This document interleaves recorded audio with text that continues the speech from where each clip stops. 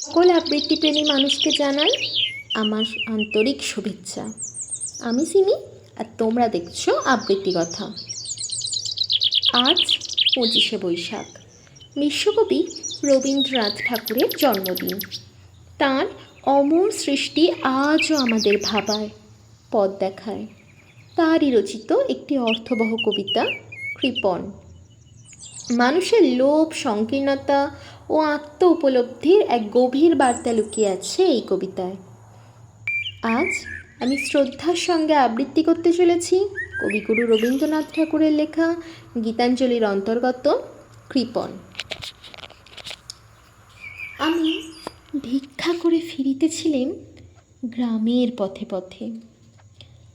তখন তুমি চলেছিলে তোমার স্বর্ণরথে। অপূর্ব এক স্বপ্ন সম লাগিতেছিল চক্ষে মম।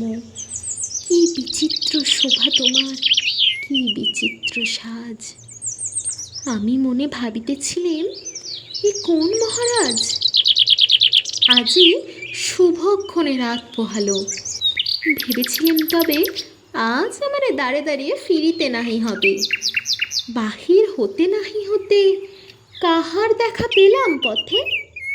চলিতে রথ ধন ধান্য ছড়াইবে দুই ধারে। মোঠা মোঠা করিয়ে নেব ভারে ভারে। দেখি সহসা রথ থেমে গেল আমার কাছে এসে। আমার মুখপানে চেয়ে নামলে তুমি হেসে। দেখে মুখের প্রসন্নতা জুড়িয়ে গেল সকল ব্যথা।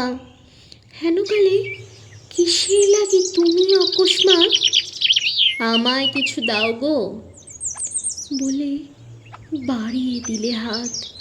মরি ইতি কথা রাজাধিরাজ, আমায় দাও গো কিছু। শুনে ক্ষণ কালের তরে রইল মাথা নিচু। তোমার কি বা অভাব আছে ভিখারি ভিক্ষুকের কাছে? এ কেবল কৌতুকের বশে আমায় প্রবঞ্চনা। ঝুলি হতে দিলাম তুলে একটি ছোট কোনা।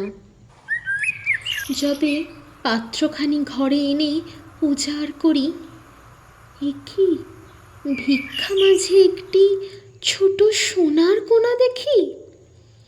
দিলেম যা রাজ ভিখারি রে, স্বর্ণ হয়ে এলো ফিরে। তখন কাঁদি চোখের জলে দুটি নয়ন ভরে। তোমায় কেন দিইনি আমার সকল শূন্য করে। নমস্কার।